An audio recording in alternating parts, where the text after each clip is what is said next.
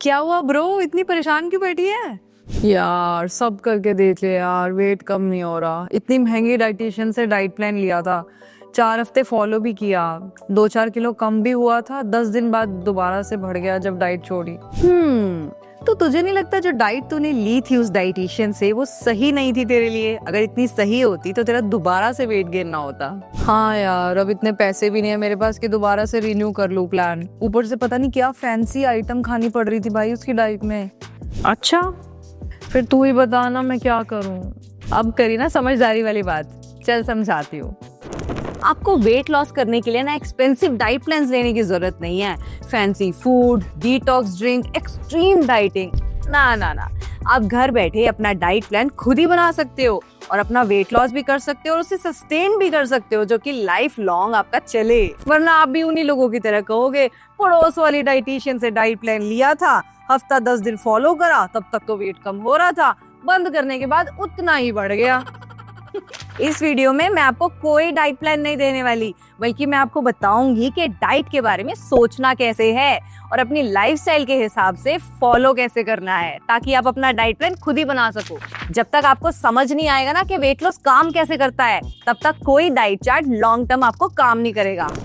चलो थोड़ा ऑनेस्टली बात करते हैं। ज्यादातर लोग डाइट फॉलो करने में इसलिए फेल नहीं होते कि उनमें विल पावर नहीं होती, बल्कि उनका डाइट प्लान रियलिस्टिक नहीं होता। ज्यादातर डाइट्स कैसी होती हैं? घर का खाना एकदम से बंद करवा देना, दाल रोटी सब्जी इन सबको विलन बना देना और फिर आपसे ये एक्सपेक्ट करना कि आप 100% परफेक्टली फॉलो करोगे। ऐसे में ना डाइट पनिशमेंट बन जाती है और जब आप उस पनिशमेंट को बीच में रोक देते हो तो आपका वेट गेन वापस से हो जाता है। रियल सक्सेस सिर्फ टेम्परेरी वेट लॉस करना नहीं होता, बल्कि अपने वेट लॉस को लाइफ लॉन्ग मेंटेन करना होता है और अंदर से हेल्दी फील करना होता है। वेट लॉस कोई शॉर्टकट या मैजिक पिल नहीं है, या फिर कोई सप्लीमेंट या फिर स्पेशल सुपर फूड्स पे डिपेंड नहीं करता। वेट लॉस डिपेंड करता है मेनली 2 चीजों पे, डाइट एंड मूवमेंट। जहाँ डाइट का रोल होता है 80% एंड मूवमेंट का होता है 20%। लेकिन मूवमेंट एंड एक्सरसाइज बहुत इंपॉर्टेंट है आपकी बॉडी को स्ट्रॉन्ग बनाने के लिए, आपके मेटाबॉलिज्म को बेटर करने के लिए एंड आपकी मेंटल हेल्थ को सपोर्ट करने के लिए। माना कि वेट लॉस में मेजर रोल डाइट का होता है, लेकिन एक बात ये भी है कि अपनी बैड डाइट को एक्सरसाइज से कवर नहीं कर सकते। अब मूवमेंट का मतलब ये नहीं होता कि रोज जिम में अपनी जान निकाल देनी है। मूवमेंट का मतलब होता है डेली फिजिकल एक्टिविटी। अब आप उसमें 40 से 45 मिनट का कोई भी फिजिकल वर्कआउट कर सकते हो। अगर आपको कोई स्पोर्ट्स खेलना पसंद है, आप वो स्पोर्ट्स खेल सकते हो, या फिर आप डेली ब्रिस्क वॉक कर सकते हो। जिम जाते हो तो बहुत अच्छी बात है, और अगर स्ट्रेंथ ट्रेनिंग करते हो तो वो सोने पे सुहागा है। अदरवाइज आप घर पे भी बहुत सारी एक्सरसाइजेस कर सकते हो, body weight exercises with a simple yoga mat. और अगर कुछ भी नहीं कर सकते तो एटलीस्ट डेली के 8 से 10,000 स्टेप्स तो आप काउंट कर ही सकते हो ना। अब ना सबसे बड़े मिथ के बारे में बात करते हैं। डाइटिंग नाम सुनते ही लोगों के माइंड में आता है भूखा रहना, जबकि ऐसा बिल्कुल नहीं होता। डाइटिंग का असली मतलब होता है कितना खाना, कब खाना और कैसे खाना। रोटी दाल चावल सब्जी सब अलाउड है। और एक कंट्रोवर्शियल बात बोलूंगी मैं इस वीडियो में, अगर आपकी डाइट ट्रैवल, शादी, फेस्टिवल और बिजी वर्क डेज में फॉलो नहीं हो पा रही ना, तो आपकी डाइट सस्टेनेबल नहीं है भाई। अब आते हैं सबसे इंपॉर्टेंट कंसेप्ट पे कि वेट लॉस होता कैसे है। सिंपल लैंग्वेज में आपको समझाती हूँ। वेट लॉस तब होता है जब आपकी बॉडी में नेगेटिव बैलेंस क्रिएट होता है, यानी कि आपका कैलोरी इंटेक आपके कैलोरी एक्सपेंडिचर से कम होता है। जितनी कैलोरीज आप खा रहे हो उससे ज्यादा आपकी बॉडी यूज कर रही है। इस सिचुएशन में आपकी बॉडी एनर्जी के लिए स्टोर्ड फैट को यूज करती है और वहीं से फैट लॉस होता है। चाहे आप हेल्दी फूड खाओ या फिर जंक फूड खाओ, अगर कैलोरीज ज्यादा हैं तो आपका वेट लॉस नहीं होने वाला। सबसे पहला स्टेप है आपको अपनी मेंटेनेंस कैलोरीज निकालना।